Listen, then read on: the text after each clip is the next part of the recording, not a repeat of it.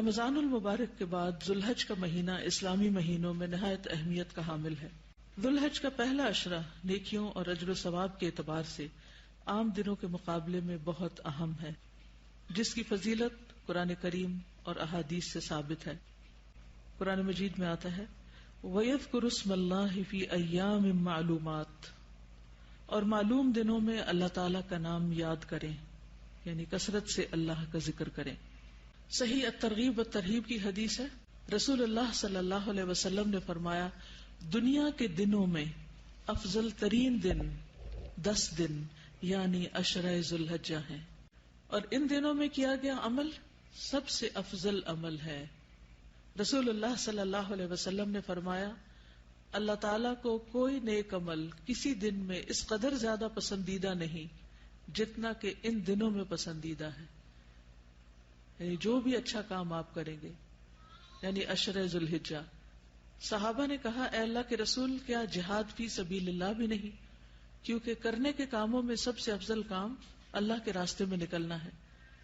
آپ نے فرمایا نہیں، جہاد فی سبیل اللہ بھی نہیں، مگر جو شخص اپنی جان اور مال لے کر نکلا ہو پھر کچھ واپس نہ لایا ہو، یعنی جو اپنی جان بھی دے دے اور اس کا گھوڑا بھی شہید ہو جائے اور وہ خود بھی چلا جائے۔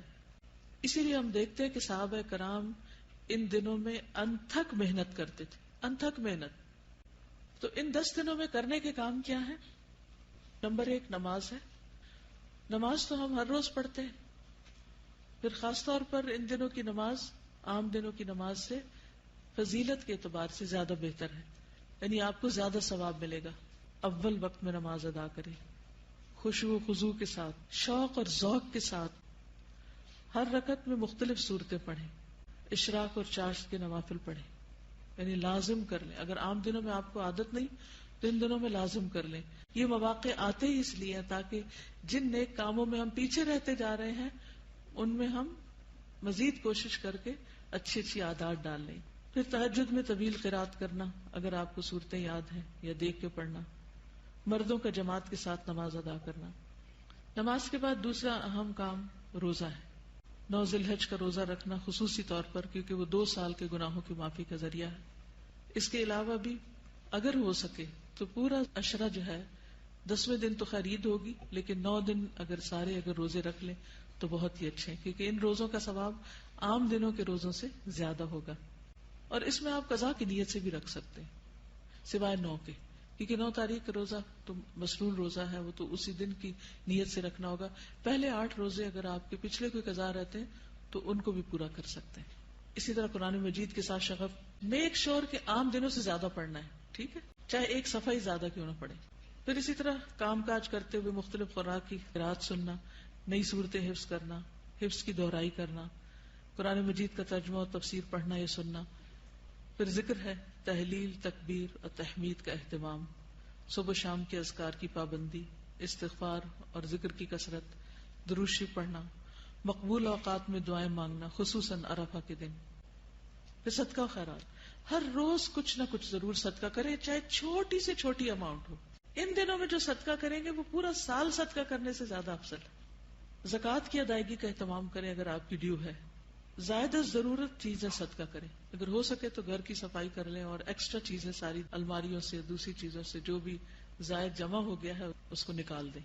کوئی پسندیدہ ترین چیز بھی اللہ کی راہ میں دیں، یعنی ویسے تو آپ دیں ہی، لیکن کوئی ایک چیز جو آپ کو اچھی لگتی ہو۔ والدین، بیوی بچوں اور عزیز و اقارب پر خرچ کرنا، رشتہ داروں وغیرہ کے لیے عید کے تحفے، تحائف وغیرہ، یا جو بھی آپ اس میں سے کر سکیں، ان کو فون وغیرہ کریں، خصوصاً عید سے پہلے۔ عام دنوں میں اگر نہیں تو عید سے پہلے یا عید کے دن، وہ بھی 10واں دن ہی شمار ہوگا۔ پڑوسیوں کی خبر گیری، ضرورت مندوں کی مدد، اجتماعی بھلائی کے کاموں میں والنٹریلی خدمت انجام دینا۔ قربانی تک ناخن اور بال نہ کاٹنا، کیونکہ اگلے 10 دن میں ایک بال بھی نہیں اتار سکتے آپ۔ پھر عید کے دن کی سنتوں پر عمل کرنا، عید کی نماز کا اہتمام کرنا، اخلاص نیت سے قربانی کرنا، قربانی کا گوشت کھانا اور دوسروں کو کھلانا۔ پھر متفرقات میں نیکی کا کوئی موقع ضائع نہ کرنا، بے مقصد کاموں اور باتوں سے پرہیز کرنا، گناہوں سے بچنا، یہ کچھ کرنے کے کام ہیں جن کو آپ کر سکتے ہیں۔ آئندہ کے دنوں میں جو آپ اچھے عمل کریں گے، وہ عمل اگرچہ آپ سال کے باقی دنوں میں بھی کرتے ہیں، لیکن ان دنوں میں کرنے سے وہ کام اللہ تعالیٰ کو زیادہ پیارا ہوتا ہے.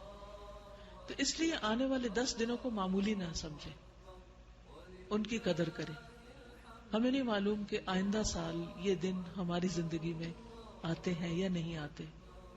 اس لیے آج سے پلان کر لیں کہ ہم نے اگلے 10 دن کیا کرنا ہے.